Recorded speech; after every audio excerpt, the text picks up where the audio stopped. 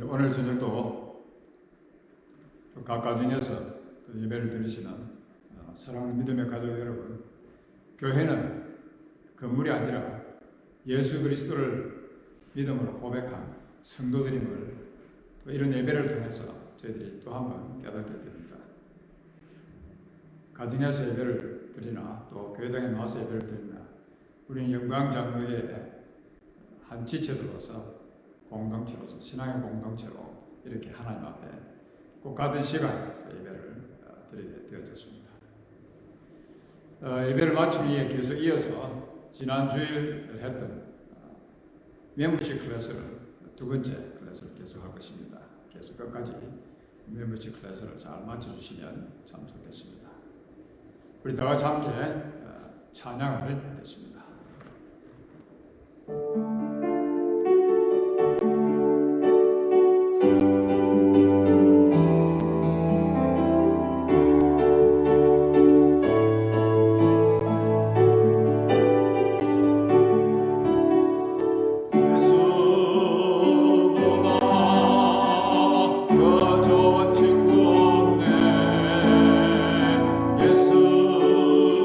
예수보다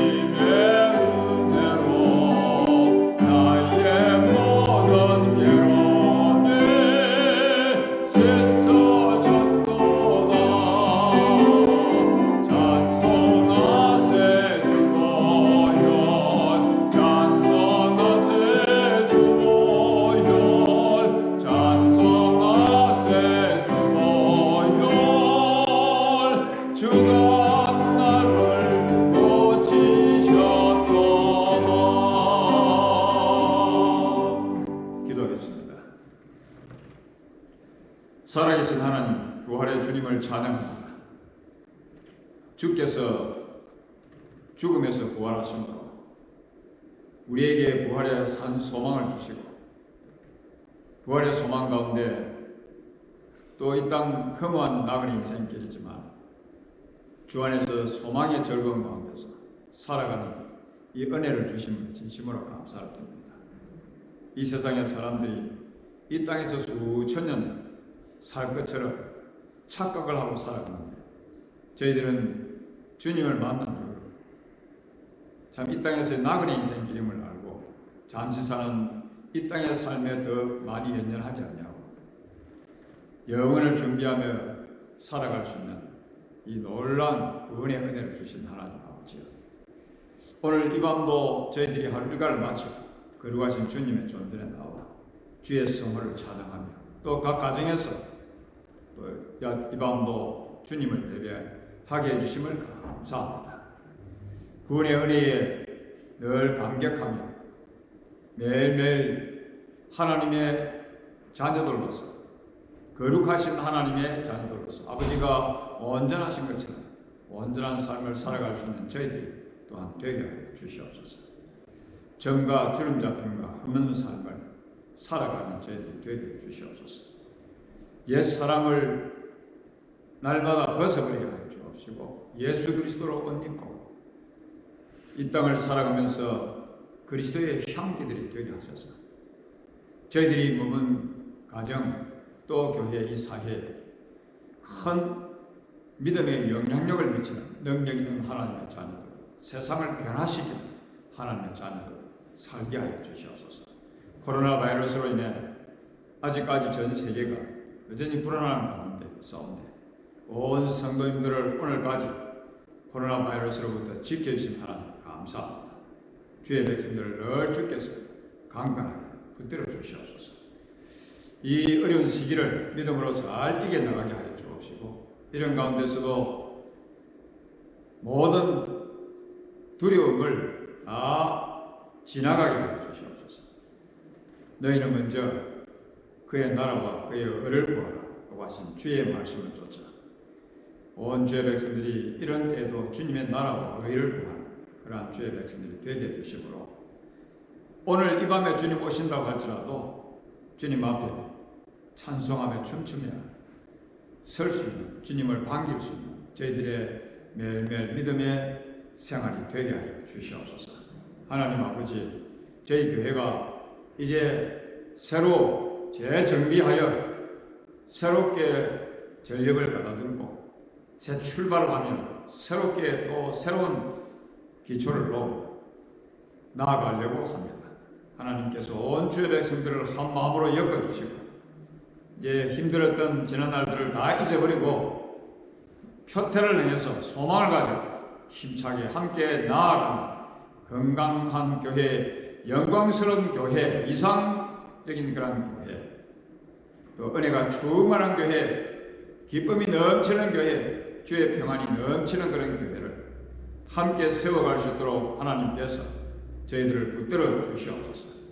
참 에덴 동산과 같은 행복의 동산, 기쁨의 동산, 평강의 동산을 저희들이 세워갈 수 있도록 온 주의 백성들의 마음을 주께서 다시 하나로 뭉치게 하여 주시옵소서.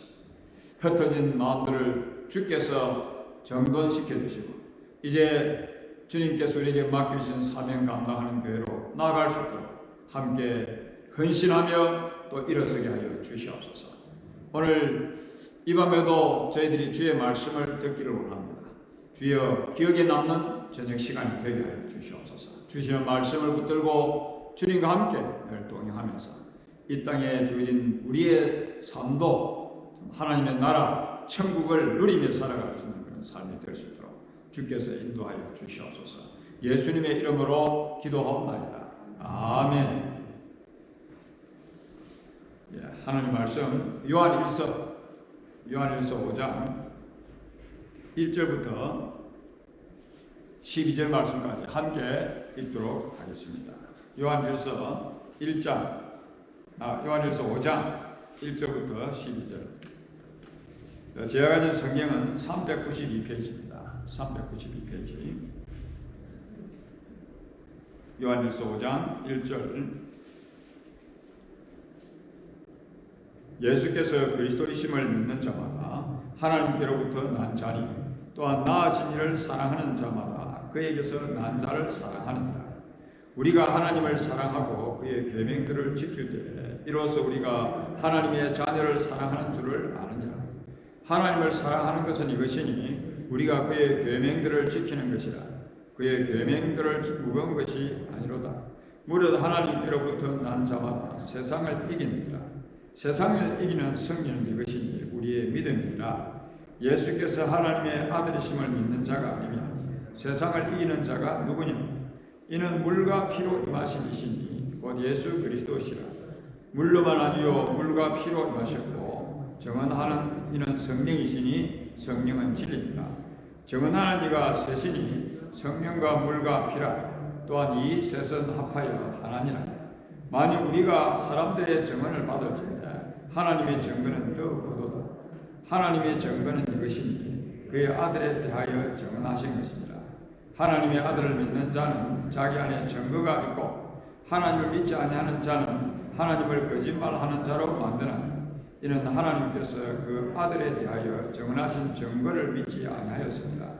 또 증거는 이것이니 하나님이 우리에게 영생을 주신 것과 이 생명이 그의 아들 안에 있는 그것이니라. 아들이 있는 자에게는 생명이 있고 하나님의 아들이 없는 자에게는 생명이 없느니라. 예수님을 그리스도를 믿는 자라.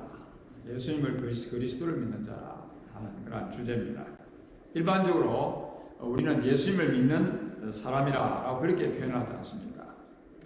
예수를 믿는 사람이라. 그런데 정확하게 표현을 하면 예수님을 믿는다는 이 정확한 표현은 예수님을 그리스도로 믿는다. 그렇게 해야 더 정확한 그런 표현이 되죠. 그냥 예수를 믿는다라고 그렇게 표현을 이렇게 만약 한다고 하면 여러분들이 모슬렘 세계, 모슬렘 지역에서 이렇게 산다고 가정해 보십시오. 모슬렘 지역에서 산다고 이렇게 가정할 때 그냥 예수를 믿는다, 예수님을 믿는다 이렇게 하면 그 모슬렘 세계에서는 그것이 잘 받아들여지지가 않는 그런 것이죠. 예수님을 믿는다는 표현, 모슬렘 지역에서 사용하면 사람들이, 모슬렘들이 웃습니다.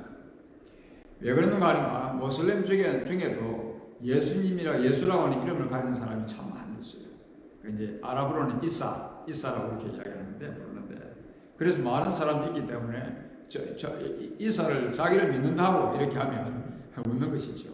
우리가 예수를 믿는다라고 할 때 그분들에게 예수를 믿는다 하면 이제 그런 이제 뉘앙스로 들리게 되는 것이죠. 그래서 모슬렘들은 예수님도 선지자 중에 한 분으로 그들이 믿기 때문에 그 선지자들의 이름을 우리도 이제 보면 크리스찬의 이름 중에 존, 말 하면서 성경의 이름을 이렇게 사용하지 않습니까? 그래서 예수라고 하는 이름도 그냥 자기들에게 좋으면 그대로 이제 사용을 하는 것이지요. 그래서 이사라고 하는 예수라고 하는 이름을 자녀들에게 이렇게 붙여주는 것입니다. 그리고 꼭 모슬렘 지역이 아니라고 할지라도 라틴 아메리카만 가도 예수라고 하는 그런 이름을 가진 그런 사람들이 가끔 있죠. 예수라고 하는 자기가 예수라 예수 이름을 그런 예수라고 하는 이름을 라틴 아메리카 사람들도 들어가지고 있다는 것이죠. 그래서 우리가 Christ, the Anointed One, 기름 부음 받은 자, Christ, 메시아라고 하는 예수님을 그래서 믿는다는 것입니다. 그냥 예수를 믿는 것이 아니고 예수님 이름을 많이 가진 사람이 있으니까 뭐 그런 예수님 믿는 거 아니고 우리는 Christ, the Anointed 그 예수님을 믿는다. 그래서 예수님을 그리스도로 믿는다는 것이 그만큼 중요하다 하는 그런 말씀이죠. 그래서 오늘 본문 말씀은 그냥 예수를 믿는 자라 그렇게 말씀하지 않고 예수님이 그리스도이심을 믿는 자라고 그렇게 말씀을 하고 있는 것이죠. 따라서 우리의 신분은 정확하게 이야기를 하자면 예수님께서 그리스도이심을 믿는 자이다 하는 말씀이죠. 예수님께서 그리스도이심을 믿는다는 것은 도대체 무슨 의미입니까? 도대체 무엇인지를 깨닫는 것이 참 중요하죠. 예수님은 그리스도시다. 이 그리스도라는 말은 헬라어죠, 헬라. 그리고 이제 이 그리스도라는 말은 히브리어로 메사야, 메시아라 그렇게 하죠. 그리고 이 의미는 기름 부음 받은 자라, the anointed one라고. 그래서 헬라어로는 그리스도라. 또 신약 성경은 헬라어로 기록되기 때문에 그리스도라. 그 말은 메시아라, 메시아라는 그런 의미죠. 그러면 이 그리스도, 메시아라는 말은 도대체 무슨 의미인가? 이 기름 부음 받았다. 예수님이 기름 부음 받았다는 말은 도대체 무슨 의미인가? 예수님 그리스도라는 의미는 첫째, 왕이라는 그런 의미가 되죠. 구약 시대 때에 기름 부음을 받는 자들은 왕, 그리고 선지자, 제사장, 이게 기름 부음을 받았죠. 특별히 하나님께서 맡기신 그 일을 감당하기 위해서 특별히 기름을 부음 받았던 그런 인물들인데, 왕이라는 그런. 그래서 메시아라고 하는 것은 왕과 선지자, 제사장 이 세 직분을 이렇게 다 이제 가진 그러한 의미로 예수는 그리스도라고 그렇게 이제 말씀을 하시는 것이죠. 왕은 두말할 것도 없이 통치자죠, 통치하는 자입니다. 그래서 예수님은 유대인의 왕으로 오신 분뿐 아니라 만왕의 왕으로 그렇게 오셨지 않습니까? 이것은 하나님께서 유대인들만의 하나님이 아니시라 만민의 하나님이시라라는 그런 말씀과도 똑같은 말씀이죠. 그래서 우리가 왕 대신 예수 그리스도 왕으로 예수님께서 오셨다. 그 다음에 이제 예수님께서 선지자로 또 기름 부음 받았다는 것은 선지자시다 하는 그런 의미가 있는 것이죠. 선지자는 하나님의 말씀을 받아서 사람들에게 전하던 그런 사람이지요. 그래서 하나님의 음성을 구약시대 선지자들은 들었지 않습니까? 그래서 꿈을 통해서 환상을 통해서 직접 하나님께 음성을 듣고 또 그것을 사람들에게 전해주었던 그런 신분이 바로 선지자였는데, 그런 자들도 기름을 부음받았던 그리스도였습니다. 그리스도.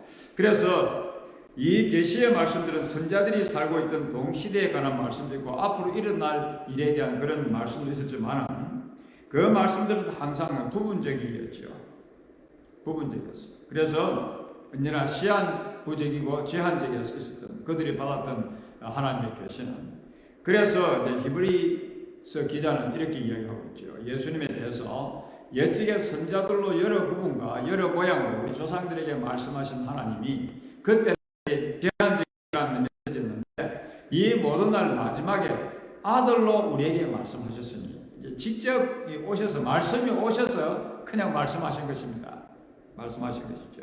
그래서 선지자 anointed one, 왕도 the anointed, 선지자도 the anointed, Christ, 그리스도라 하는 그런 의미지요. 그리고 이제 제사장이라는 이 말씀은 우리가 너무나도 또 잘 아는 그런 말씀이지 않습니까? 말씀이 육신이 되어서 친히 이 땅에 오신 예수님, 하나님 말씀이시는데, 제사장은 하나님의 백성들이 하나님께 나가도록 제사를 드리면서 중재하던 그런 사람이었죠. 구약시대 때 이스라엘 백성들이 범죄할 때에 죄의 삭은 사망이라 죽임을 당해야 되는데, 하나님께서 죄인들을 사랑하시기 때문에 이 백성들이 하나님께 나갈 수 있는 길을 만들어 열어놓으신 것이 바로 구약의 제사제도이지 않습니까? 그래서 거기에 제사장들이 백성들과 하나님 사이에 중재 역할을 하면서 짐승의 피를 뿌려서 하나님께 제사를 지내고 하나님께서 그것을 받아주시고 그들의 죄를 또 용서해 주셨다. 그러한 시스템이 이제 구약 성경에 있었죠. 그래서 이 제사장들도 바로 the anointed one, Christ 이라고 하는 그러한 명칭을 가졌던 그런 사람들이죠. 그래서 우리가 이제 이렇게 예수님 그리스도라 하는 의미는 예수님은 왕이 되시고 예수님은 선지자가 되시고 예수님은 제사장이 되신다 하는 이제 그런 개념인 것입니다. 그래서 예수님께서 그리스도이심을 믿는다는 것은 바로 예수님께서 자기 자신을 다스리는 왕이시라 하는 그런 의미가 된다는 것이죠. 내가 예수 그리스도를 믿는다라고 하는 것은 예수님은 나의 왕으로 믿는 것입니다. 왕으로. The anointed one. 예수님은 그리스도다. 예수님은 나의 왕이시다. 그리고 왕이면 어떻게 해요? 왕의 다스림을 받아야 되죠. 이 왕이라는 개념은 두 가지가 있죠. 통치한다. 고대의 왕의 개념, 구약시대 때 성경의 왕의 개념은 통치하는 그런 개념이 있을 뿐 아니라 백성들의 생명을 지켜주는 생명을 주는 바로 그런 의미로 이 왕이라는 개념이 있죠. 그래서 통치한다. 예수님이 나의 삶의 모든 영역을 지배한다. 예수를 믿는 사람은, 예수님을 그리스도를 믿는 사람은 바로 그런 고백을 하게 되는 것이죠. 나의 가정생활, 나의 결혼생활, 직장생활, 나의 어떤 무슨 생활이든지, 나의 학문생활, 모든 생활을 전체를 예수님께서 통치하시는 나의 왕이 되신다는 것이죠. 나의 취미생활까지도 그 무엇이든지 왕의 뜻대로 행하는 것입니다. 결혼생활도, 가정생활도 왕의 뜻대로 하면 퍼펙트한 가정생활을 할 수 있죠. 내 뜻대로 하면 불확실한 것입니다. 우리의 하나님이 다스리는 그 왕국, 완전한 왕국이기 때문에. 그래서 그리스도를 왕으로, 예수님을 왕으로 이렇게 보신다. 그리고 예수님, 그리스도를 믿는다고 하는, 그리스도를 믿는다는 것은 예수님께서 선지자이신 것을 믿는다는 것인데, 선지자들은 하나님의 기름을 부어받은 하나님의 말씀을 대언하는 자들인 것을 앞서서 말씀드렸지 않습니까? 근데 예수님께서 선지자라는 의미, 예수님의 말씀만이 참 하나님의 말씀, 진리의 말씀이라는 그런 말씀이죠. 말씀이 육신이 되어서 이 땅에 오셔서 말씀이 오신 것이죠. 바로 하나님께서 친히 자기 자신이, 그래서 뭐라고요? 예수님께서 자기 자신이 I am the truth, 내가 진리라, 참된 이치라, 그런 말씀을 하셨지 않습니까?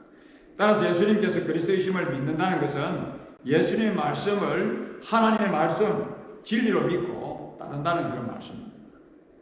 그래서 예수님은 선지자라. 세상의 소리를 따르고, 세상의 철학을 따르고, 세상의 가르침을 따르고, 또 예수님의 말씀을 따르지 않으면 예수님께서 그리스도이심을 믿는다고 고백하는 것은 잘못된 것이죠. 아주 잘못된 신앙 고백이죠. 예수님의 말씀을 따르지 않으면서 예수는 그리스도입니다라고 그렇게 고백하는 것은 엉터리 고백이지 않습니까? 예수님이 그리스도라고 고백하는 것은 예수님은 선지자시니까, 그분의 말씀은 진리니까 그 진리를 내가 따른다. 그리고 예수님께서 이제 제사장이십니다. 예수님 제사장이라고 하는 사실은 우리가 십자가를 통해서 너무너무 잘 알지 않습니까? 더 많이 설명이 필요 없습니다. 단번에, 이전에는 짐승 죄를 하나 지으면 또 그게 대해서 또 제사를 드리고 얼마나 많은 짐승이 이렇게 죽어야 했습니까? 그런데 예수님께서 단번에 우리 모든 죄인들을 위해서 자기 자신의 살을 찌시고 십자가에서 피를 흘리심으로 바로 대제사장이, 우리의 중재자가 되어주셨다 하는 것이지요. 그래서 예수는 그리스도라. 예수님을 그리스도로 믿는다는 것은 예수님이 나의 구세주라, 나의 제사장이시라. 자기 자신을 단번에 드리시면서 나를 보내주시는 구세주시라. 그렇게 우리가 이제 믿는 것이지요. 그래서 우리가 예수를 믿는다는 것은 바로 예수님을 우리의 왕으로, 생명으로 믿는다는 말씀입니다. 생명을 주시는 분으로, 그리고 예수님을 선지자로, 진리로, 그리고 예수님을 제사장이로. 예수님 제사장이라는 말은 바로 예수님이 우리가 하나님께 나가는 길로 믿는다는 것입니다. 제사장이 중재 역할을 함으로써 죄인이 하나님께 나가는 그 길이 되어주시는 제사장, 그래서 길이 되어주신다, 이런 의미죠. 그래서 예수님을 믿을 때 우리는 하나님의 자녀로 태어나고 영생을 얻게 되는 것입니다. 이터널 라이프. 질문 하나 드리겠습니다. 여러분들은 예수님을 그리스도로 믿으십니까? 예수님 다스림을 받지도 않으면서 믿습니다 하면 예수님 자기 왕이 아니죠. 왕으로 믿으면 왕의 다스림을 받는 것이고, 또 예수님이 참 이렇게 진리시다. 그분만이 참 진리다 라고 확실히 믿는 고백이고, 그 고백은 바로 예수님이 길이다, 하나님께 나가는 길이라고 하는 그런 고백이라는 말씀이죠. 그러면 자신이 예수님께서 그리스도이심을 믿는다는 것을 어떻게 알 수 있습니까? 나는 정말 예수님이 그리스도인 것을 믿는 사람인가 아닌가 어떻게 알 수 있죠? 우리가 이 요한일서를 통해서 또 다른 성경을 통해서도 마찬가지입니다만 우리 자신들이 구원받은 백성인지 정말 내가 예수를 믿는 사람인지 이거 확인하는 것은 참 중요합니다. 확신을 가지고 믿음의 생활하는 사람과 확신이 없이 믿음의 생활하는 사람은 엄청난 차이가 나죠. 그래서 이런 말씀을 통해서 우리는 하나님께서 우리에게 확신을 갖게 해주시죠. 예수님을 그리스도로 믿는다. 어떻게 할 수 있는가? 어떻게 할 수 있는가? 예수님을 그리스도로 믿는다는 것은 진짜 예수님의 통치를 받는 것과 예수님만의 진리를 받아들이고 하나님께 나가는 길이라. 자, 이제 예수님을 그리스도로 믿는다는 것은 예수님을 우리의 왕으로 선제로 제사장으로 믿는다는 의미인데 자신이 예수님께서 그리스도이심을 믿는다는 것을 어떻게 알 수 있는가? 예수님을 사랑함으로. 이 오늘 본문이 말씀해 주시는 말씀입니다. 예수님을 사랑함으로. 그에게서 난 자를 사랑하고 우리가 하나님을 사랑하고 2절 말씀. 예수님을 사랑한다는 이 예수님이 하나님이시니까 바로 하나님을 사랑한다는 말씀이죠. 그래서 자신이 예수님께서 그리스도이심을 믿는다는 것은 바로 예수님을 사랑함으로 하나님을 사랑함으로 하나님께서 예수 그리스도를 통해서 우리의 구원을 위해 십자가 위에서 주신 그 구원은 하나님께서 우리를 얼마나 사랑해 주시는지를 알 수 있죠. 이 하나님께서 우리를 엄청나게 사랑하신다는 것은 십자가 외에 그 어떤 것으로도 설명을 할 수가 없는 것이죠. 그래서 우리는 예수님, 하나님을 사랑하는 것입니다. 예수님께서 우리가 그리스도이심을 또 어떻게 알 수 있는가? 성도들을 사랑함으로. 우리가 하나님의 자녀들을 사랑하는 줄을 아느니라. 2절 말씀이지요. 실제적으로 우리가 어떻게 예수님을 우리가 사랑합니까? 부활 성천하신 예수님을 우리가 볼 수가 없는데 우리가 예수님을 어떻게 사랑하지요? 바로 성도들을 사랑하는 것이 예수님을 사랑하는 것입니다. 성도들은 뭐라고요? 예수님의 몸이지 않습니까? 예수님 몸. 부활하신 예수님 지금 우리가 실제 눈으로는 보지 못하지 않습니까? 성도들은 예수님 몸이 있죠. 예수님 몸. 그래서 눈에 보이는 이 예수님, 바로 예수님의 몸 된 이 성도들을 사랑하는 바로 그것이 바로 예수님을 사랑하는 것이라 하는 그런 말씀이죠. 눈에 보이는 성도인들을 사랑하지 않고 눈에 보이지 않는 하나님을 사랑한다. 그럼 맞지 않는 이야기입니다. 맞지 않는 이야기죠.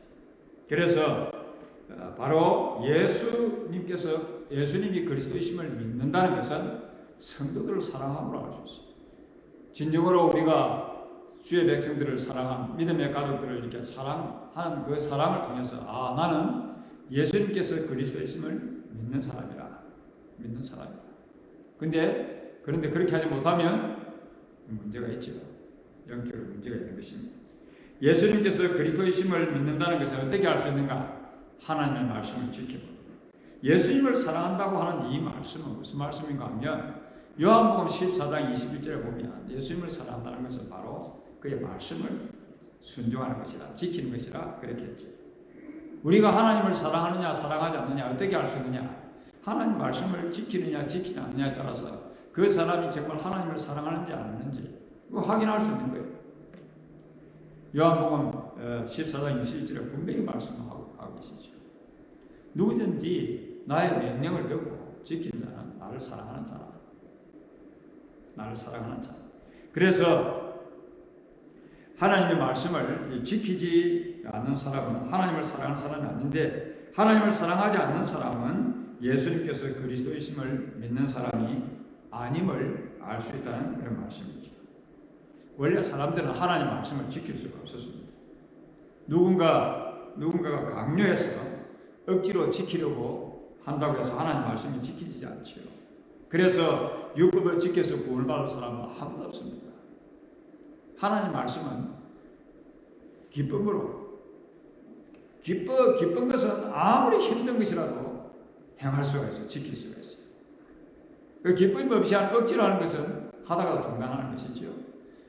그리고 우리가 하나님 말씀을 지킨다는 것은 구원의 은혜를 깨달았을 때, 예수 그리스도의 십자가의 그 구원의 크신 은혜, 하나님의 엄청난 그 사랑을 깨달은 사람은 why not? 나를 이렇게까지 사랑해 주시는 분이 말씀입니다. 나를 살리시기 위해서, 나에게 영생을 주시기 위해서 생명까지 바치신 분이 지금 나에게 하시는 말씀인데 여부가 있겠습니까? 그래서 바울 사도도 예수님을 처음 만났을 때 그 고백이 뭐였죠? 말씀만 하옵소서. 주여 내가 무엇을 하오리까? 무엇을 하오리까? 은혜가 너무나도 크니까 은혜를 베풀어 주신 분에 대해서 그분의 말씀에 여부가 없다는 것입니다. 기쁨으로 그 은혜를 보답하게 되죠. 그래서 이제 말씀을 지키게 된다는 그런 말씀이죠. 그래서 예수님을 믿어서 구원을 받는다는 의미는 예수님을 믿으면 예수님의 구원의 은혜, 이 엄청난 이 사랑을 깨닫는 사람, 사랑을 깨닫고 감사해서 이제 자원해서 기쁨으로 하나님 말씀을 지키는 자가 되더라는 그런 말씀입니다. 그래서 하나님의 은혜를 깨닫지 못한 사람, 하나님의 사랑을 깨닫지 못한 사람은 절대로 하나님 말씀을 지킬 수 없습니다. 지키려고 노력을 해보겠죠. 억지로 하다가 도중하지 않은 것이죠. 그래서 오늘 이 말씀에 그러한 것을 하나님의 말씀이 무겁지 않다라고 그렇게 이제 표현을 하고 있죠. 하나님 말씀이 무겁지 않다. 은혜를 받은 사람에게 하나님 말씀이 더 이상 무거운 것이 아니라 은혜를 베푸신 분의 말씀이기 때문에 기쁨으로 순종하게 된다 하는 그런 말씀입니다.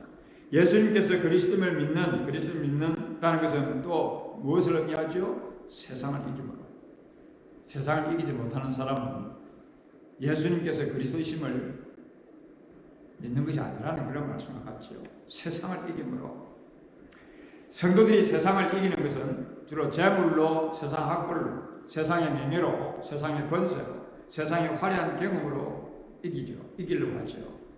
그런 것들로서 세상을 이기려고 하는 사람, 결국은 패배의 선잔을 마시고 마는 것입니다. 그것이 우리가 지금까지 살아봤던 인생이지 않습니까? 재물이 없어지면, 명예가 없어지면, 어떤 국회의원이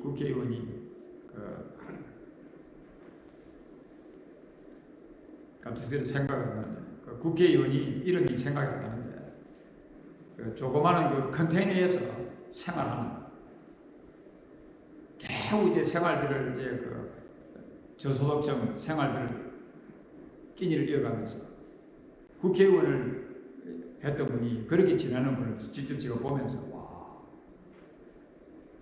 다 이렇게 세상 것들은 다 그렇게 되더라는 것이죠. 이길 수가 없어.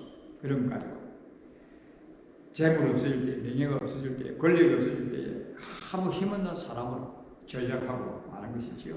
손가락질 받게 되죠. 하나님의 백성들이 세상을 이기는 비결은 하나님 말씀을 지키는 것입니다. 하나님 말씀을 지키는 자에게 세상의 권력도 함부로 손을 대지 못하는 것입니다. 하나님의 말씀을 지키는 자는 세상이 감당할 수 없는 그런 사람이 되는 것입니다. 사람이 두려워하게 되어 있습니다. 그리고 그런 사람들은 사람들의 인정을 받죠. 사람들의 존경을 받습니다. 사람들에게 큰 영향력을 미치게 된다는 것입니다. 그게 세상을 이긴다는 그런 말씀이지요. 여러분 이분을 잘 모르실 것입니다. 저는 이제 또 가끔 이렇게 만나기도 했던 분이신데 우리 한국에 가면 고신교단의 SFC (Student for Christ라는 우리 학생 신앙 운동회라는 운동회가 아주 오래전에 시작돼서 각 교회마다 있죠. 유스 그룹 같은 그런 것인데 SFC 출신인 분이신데 이분이 장애자인데 아주 많이 다리를 절죠.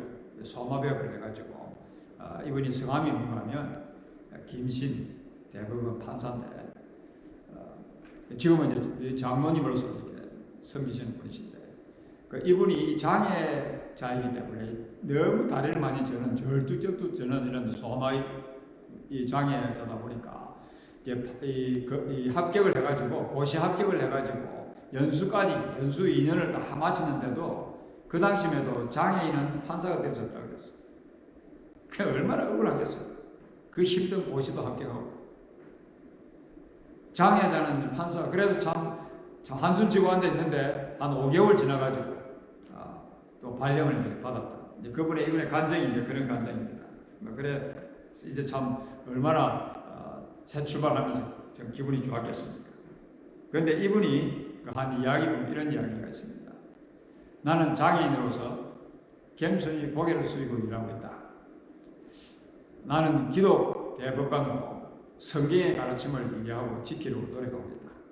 나는 항상 꼴찌 판사였다. 무슨 말씀인가 하면 장애자 판사다 보니까 이제 그 판사에도 겁이 있는가 봐요. 서울로 가야 그게 제대로 괜찮은 판사고 지방으로 돌면 별 볼 일 없는 판사. 그런데 서울로 갈 길이 없는 거예요. 이 장애자다 보니까 겨우 이제 부산에서만 거의 평생을 있다가 이제 울산에 가서 이제 근무했던 그 경력밖에 없어요. 한 지방으로만 장애다 보니까 돌던 그런 분이었습니다. 그런데 하나님께서 어느 날 나에게 뒤로 돌아서라.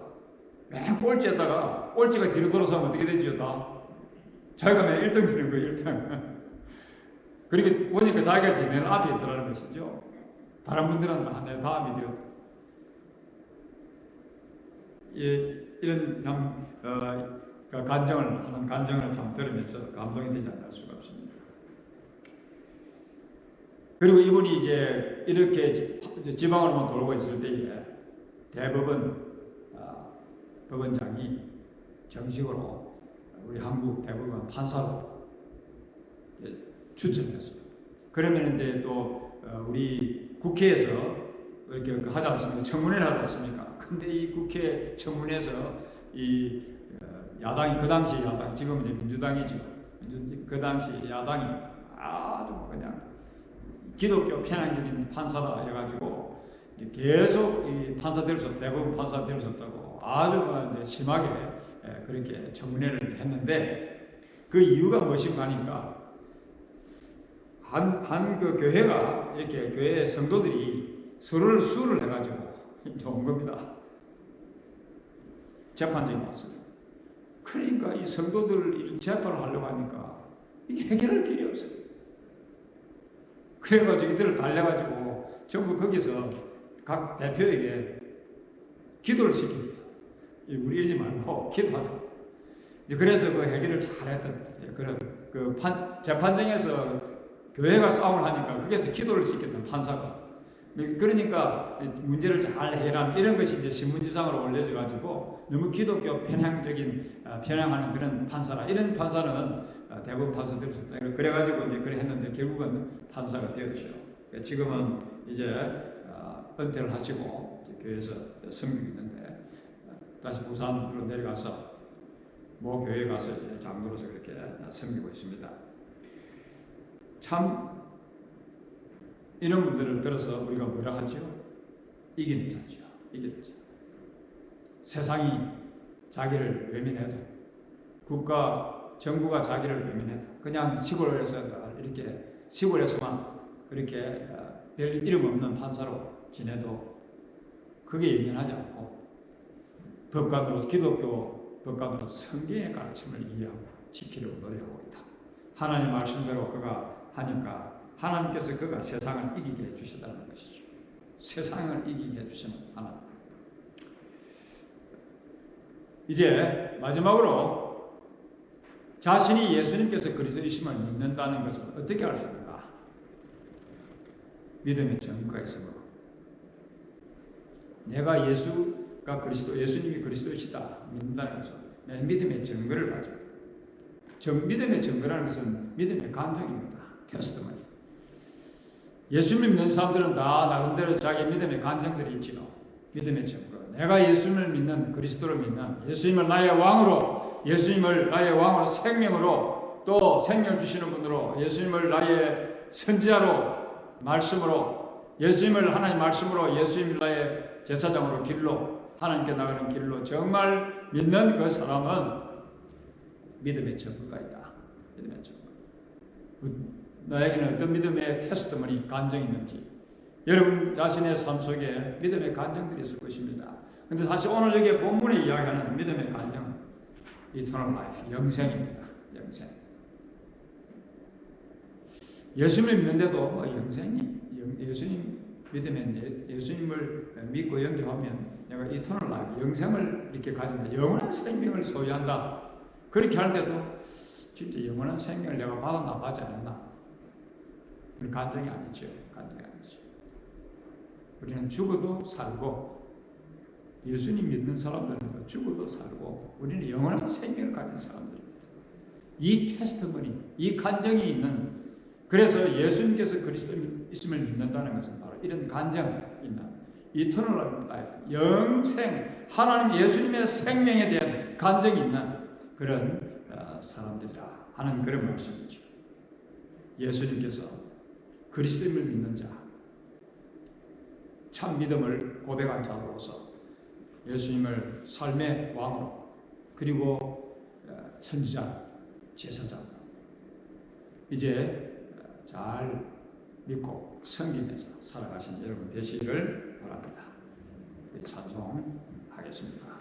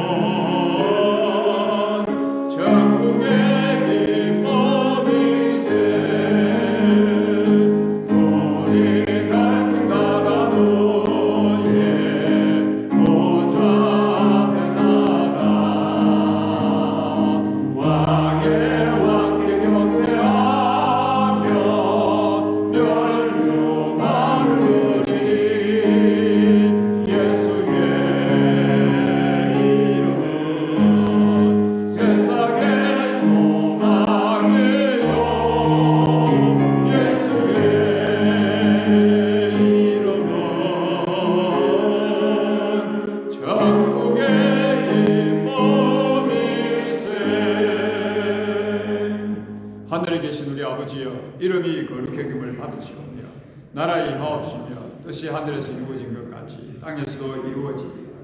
오늘날 우리에게 일용할 양식을 주옵시고 우리가 우리에게 죄지은 자를 사하여 준 것 같이 우리 죄를 사하여 주옵시고 우리를 시험에 들게 하지 마옵시고 다만 악에서 구하옵소서.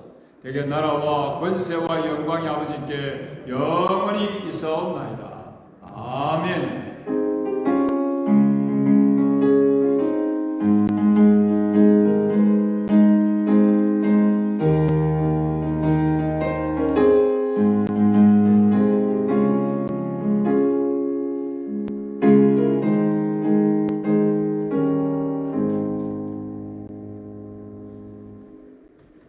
멤버십 클래스를 계속 이어가도록 하겠습니다. 오래 걸리지 않을 것입니다. 30분까지 안 걸리고 두 번째인데 다음 주일 이제 세 번째 이렇게 마지막 멤버십 클래스를 갖도록 하겠습니다. 그 과정에서 이렇게 함께 수요일 예배 들으시는 분들 계속 멤버십 클래스 두 번째 클래스를 잘 이렇게 들어주시기를 바랍니다. 교재를 다 이렇게 보시고요. 영광 장로교회 전략 스트레치. 저희 교회가 새롭게 시작을 해보려고 하는데 이를 위해서 멤버십 클래스를 가장 먼저 또 시작을 하고 함께 교회를 세워가는데 하나의 벽돌로 스스로 헌신을 하는 그러한 시간을 저희들이 가지고 있습니다. 우리 영광장로의 전략이 무엇인가? 이 그림을 잘 이렇게 보시면 1번, 2번, 3번, 4번, 5번이 있는데 우리 회중 중에는 핵심 사역자들이 있습니다. 저번 주일도 이 말씀 드렸습니다만 핵심 사역자들은 모든 성도들이 사역자라고 했습니다. 목사만 사역자가 아니고 전도사만 사역자가 아니고 모든 성도들, 예수 그리스도를 믿는 모든 성도들은 다 사역자라. 거룩한 제사장이라. 모두 사역자입니다. 그래서 온 성도들이 사역자 하나님 앞에 헌신하는 이것이 엄청난 우리의 전략이죠. 그래서 이제 우리 회중 중에는 핵심 사역자들이 있고 헌신된 성숙한 교인들이 있습니다. 사역을 하지 않는 분들이 있다는 이야기죠. 그러나 헌신된 성숙한 크리스천들입니다. 그리고 이제 회중 교인이 있습니다. 회중 교인. 성숙하지는 못했지만 계속 성숙해 가고 있는 이 1, 2, 3번까지는 영광 장로교의 정식 멤버입니다. 정식 교회 성도로서 권리를 행사하고 하는 그런 이제 무리들이죠. 근데 그 다음에 회중 중에는 군중 그냥 규칙적인 출석자가 있죠. 정식으로 교회의 멤버십 클래스를 통해서 멤버십이 되지 않는 그런 분들 중에라도 예배를 출석하는 정기적으로 출석하는 분이 있을 수가 있고 그냥 그런 분들은 군중이라 우리 교인은 아니라 회중 교인 정식 멤버로서 헌신된 그런 교인은 아니기 때문에 그래서 군중 규칙적인 출석자 이런 자들이 또 있죠. 그 다음에 이제 공동체 복음을 듣지 못했거나 간혹 출석하는 자들 아직까지 예수를 믿지 않는 그런 자들이죠. 그런 자들도 가끔 교회에 출석을 하죠. 그래서 이제 저희 교회가 이제 5번에 소속되어 있는, 속해 있는 분들은 계속 4번으로 나가도록, 또 4번에 속해 있는 그런 분들은 또 3번으로 나가도록, 또 3번에 속해 있는 분들은 2번으로 나가도록, 또 2번에 속해 있는 분들은 1번으로 나가도록, 그렇게 하는 것이 우리 교회에 가야 할 그런 목표입니다. 전략입니다. 그러니까 이제 이것이 개념 정리가 되어진다면 여러분 주위에 이분이 아직까지 예수를 안 믿는 사람이네, 예수를 믿지 않는 사람이구만. 그러면은 여러분들은 그분을 갖다가 핵심 사역자로 몰고 가도록 그렇게 해서 안 된다는 이야기죠. 그래가지고는 그냥 뛰쳐나가죠. 그러니까 그런 분은 이제 그냥 군중 규칙적인 출석자가 되도록 그렇게 이끌어가는, 인도해주는 그런 일들이 우리에게 필요하다는 그런 말씀입니다. 군중 규칙적인 출석자인데 아직까지 우리 교회 정식으로 적응도 하지 못하고 멤버가 되지 않냐 이런 분들인데 이런 분들을 뭐 잘한다고 뭘 좀 잘하신다고 갑자기 무엇을 맡긴다든지 이렇게 하면 큰일 나죠. 그래서 교회는 질서 있게 가야 되기 때문에 좀 질서 있게 이런 부분들을 잘 이해해서 함께 교회를 세워가야겠습니다. 자, 이제 영광 장로 교회 성도가 되겠다는 약속은 뭔가 하면 이 멤버십 클래스를 통해서 영광 장로 교회 성도들로 재헌신하는 것이니까 이전 영광 장로교가 아니고 새로 세워가는 이 영광 장로교에 헌신하는 것이니까 무엇인가 하니까 그리스도와 또 영광 장로교회 가족들에게 헌신하는 것이다. 영광장로교의 성도가 되겠다는 것은 그리스도와 영광장로교의 성도들에게 헌신하는 것입니다. 영광장로교의 성도들에게 헌신하지 않으면 영광장로교의 멤버가 될 수 없지요. 멤버가 된다는 것은 성도들에게 헌신하는 것. 그래서 이 멤버십 클래스가 참 중요한데, 이 클래스를 통해서 이제 우리가 그리스도와 교회 가족들, 사실 교회 가족들에게 헌신하는 것이 뭐지요? 예수님께 헌신하는 것입니다. 왜요? 교회 가족들은 교회니까, 예수님 몸이니까. 자, 그 다음에 성숙한 그리스도인이 되겠다 하는 이 약속은 영적인 성장을 위해 필요한 습관에 헌신하는 것이다. 우리가 성숙한 그리스도인이 되겠다, 영광장로의 교인으로 헌신하는 것은 이제 계속 성숙하겠다, 그 헌신이죠. 그렇다고 하면 영적인 성장을 위해서 필요한 습관에 헌신하는 것입니다. 무슨 말씀입니까? 기도를 좀 등한히 했던 분이면 기도의 생활을 습관화되도록 한 번 하던 거 두 번 하고, 두 번 하던 거 세 번 하고, 세 번 하던 거 네 번 하고, 이러다 보면 그건 습관이 되죠. 신앙은 습관입니다. 안 하기 시작하면 한 번 안 하기 시작하면 그냥 또 안 하고, 그럼 나중에는 아예 안 해버리죠. 그래서 이 필요한 습관에 헌신하는, 그래서 내가 뭔가 좀 영적으로 좀 성숙해야 되겠다 하는 부분이 무엇인지를 하나님 말씀에 대해서 내가 좀 더 많이 좀 이렇게 성숙해야 되겠다. 그래서 올해는 성경을 좀 2독을 한다든지, 또 5독을 한다든지, 전체 성경을 이렇게 읽어야 되겠다. 그럼 그게 습관화되도록, 만약에 오늘 성경을 석장 읽지 못했으면, 석장을 읽기로 이렇게 자기가 마음에 결심했는데 읽지 못했으면 밥을 먹지 않는 정도로, 그런 이제 자기 자신을 이제 훈련시키는 습관이 되도록. 그래서 이제 딱 일어나서 딱 습관이 되면 계속 할 수 있는 것이죠. 저는 이제 지금 제가 하고 있는 습관 중에 하나는, 영적인 성장을 위해서 제 스스로 하는 습관 중에 하나는 성경을 암송하는 것입니다. 성경을 암송하는데, 그 암송을 한번 하고 그냥 그러면은 다 잊어버려요. 매일 해야 돼요. 암송하는 것은. 여러분 놀라지 마십시오. 제가 에베소서 1장부터 마지막까지 영어로 다 암송합니다. 안 놀라시네요. 안 놀라시죠? 에베소서 1장부터 마지막, 제가 왜 에베소서를 그렇게 했는가 하면, 제 둘째 녀석이 이제 선교사 아닙니까? 선교사 지금 이제 준비를 하고 있는데, 아빠, 혹시나 내가 모슬림제에 가서 사역할 때, 내가 감옥에 갇혔을 때, 너 성경도 없고 그럼 내가 어떻게 해야 되나? 그러면 성경을 암송한다.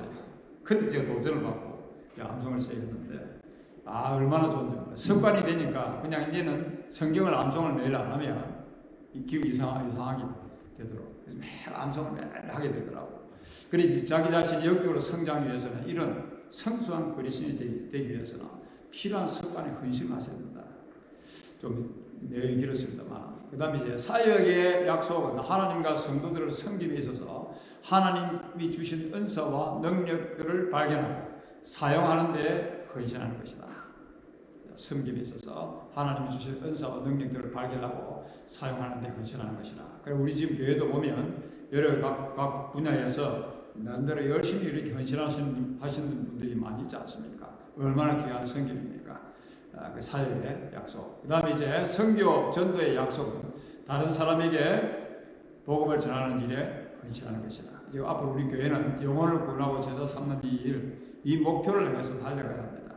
그래야 교회는 하나 될 수 있고, 또 이렇게 하나님 주시는 비전이기 때문에 그 비전을 향해서는 비전 때문에는 헷갈릴 일이 없어요. 그래서 복음 전하는 일에 헌신하는 것이다. 자,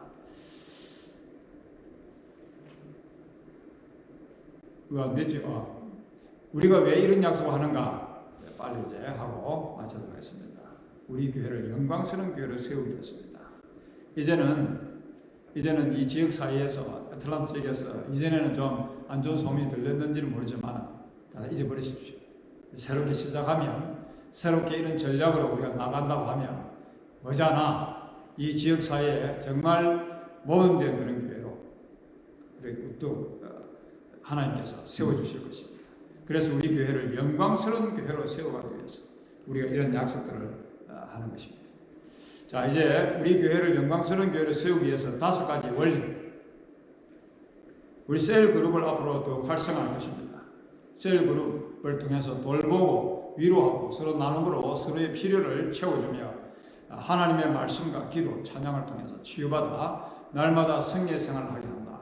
지난날 여러분들의 셀 그룹을 어떻게 해오셨는지 모르겠는데 그냥 셀 그룹에 앉아서 만나서 함께 식사를 하고 그냥 교제하고 헤어지는 그런 셀 그룹이라고 하면 의미가 없습니다.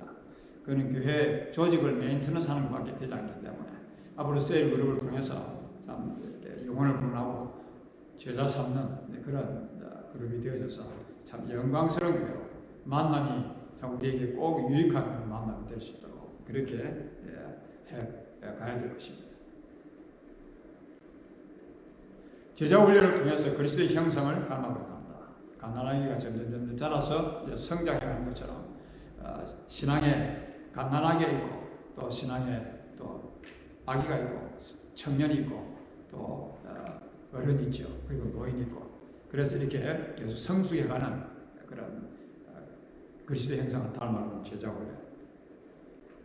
영광스러운 교회가 되기 위해서는 영적으로 늘 자라가야 합니다. 그리스도의 제자도 성숙해야죠. 회복해서 한다는 그런 말씀이죠. 예배 회복을 통해서 예배 속에 거하시는 하나님의 임재를 경험하게 한다. 하나님의 임재. 은사 개발을 통해 온 성도들이 사역자로 주님을 섬기한다. 그래서 온 성도들이 그냥 와서 예배만 드리고 가는 것이 아니라 뭔가 이 교회 주의 몸이 된 교회 지체로서 하나님께서 자기에 주신 뭔가 그 은사로 참 주님을 섬기는 교회를 섬기는 그런 은사 개발을 통해서 온 성도들의 사역자로. 보통 이제 우리 기성교회의 약점이 뭔가 하면 몇몇만 일이 앞에 서서 하면 교회가 다 돌아가는, 그래서 교회가 성장하지 못한 그런 경우들이 많지 않습니까? 온 성도들이 받은 은사로 주의 몸된 교회를 섬긴다고 하면 사역자가, 우리 교회가 예를 들어서 100명이라고 하면 100명의 사역자가 움직이면 어마어마한 힘을, 능력을 발휘하게 된다는 이야기입니다. 마지막으로 만민에 나가 복음을 전하는 세계 선교의 사명을 감당한다. 세계 선교의 사명을 감당한다. 참 중요한 일이죠. 하나님께서, 예수님께서 성천하실 때 교회에 맡기신 마지막 사명, 마지막 유언을 이루어가는 그런 교회로 세워져야만이 영광스러운 교회로 우리가 자라가게, 성장하게 될 것입니다. 온 세계를 가슴에 품고 온 세계를 우리 기도에 품고 나가는 그러한 교회.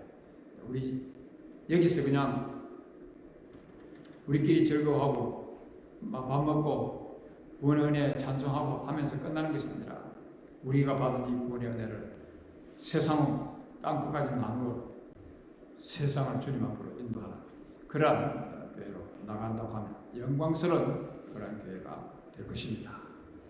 마쳤습니다. 수고하셨습니다.